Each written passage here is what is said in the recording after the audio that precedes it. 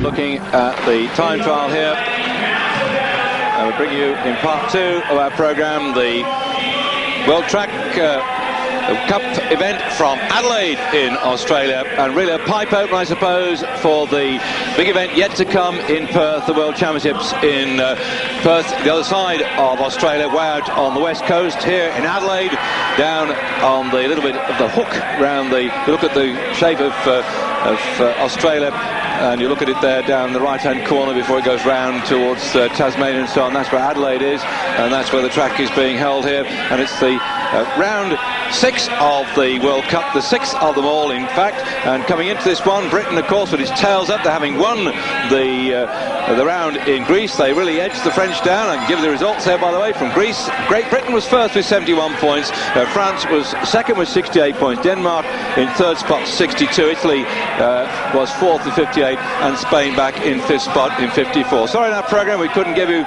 some of the best programmes as far as the Brits were concerned from Athens, as we watch the 1 kilometre time trial here with the Japanese rider Takanobu just going round through, and his time 1:05.15 there.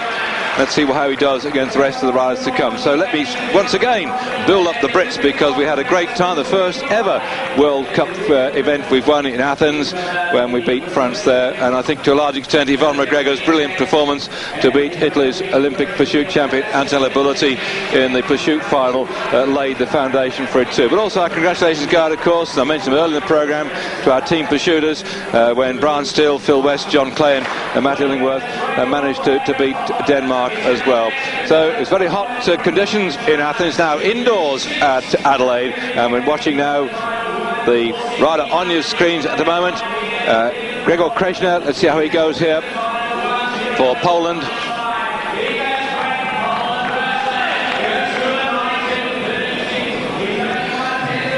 And whilst watching this one, at least that performance by the Brits in Athens meant that we qualified for 10 of the 12 events in the World Championships, and that will really be something as far as they're concerned. And I suppose to a large extent that the performance of the Brits getting better and better on the track has a lot to do with that track at Manchester, where we had the World Championship last year.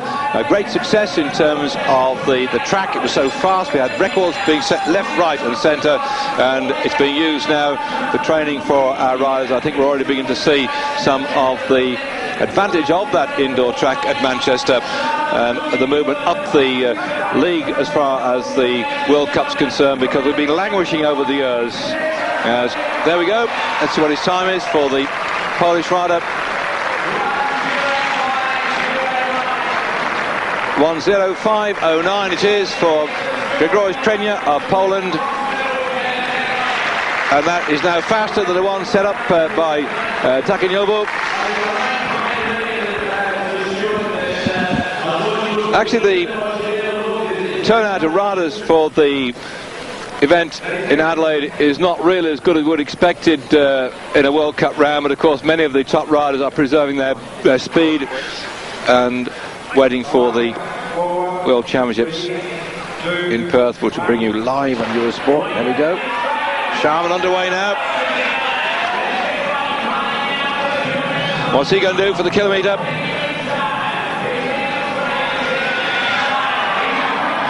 Of course, he's got tremendous support here from the Australians all around the track, and the Australians having to rebuild their track team to a large extent, for so many of their top riders have turned pro, from particularly the team pursuit squad, but they always manage to produce people for the sprinting and here for the kilometre as well. That's what Sharman's going to do. The early times are looking good. Looking very good at the moment. Sharman really ploughing around this track at a great rate of knots.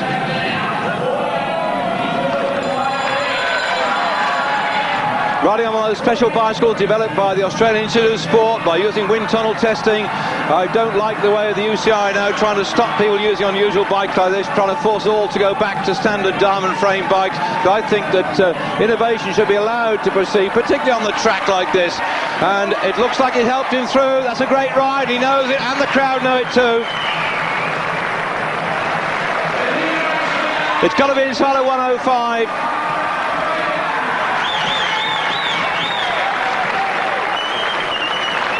Well, Sharman, 10th in the World Championship last year in Manchester, now done a 1:05.95, and in Manchester his time was, 1:04.95. His time in Manchester was 1:05.40.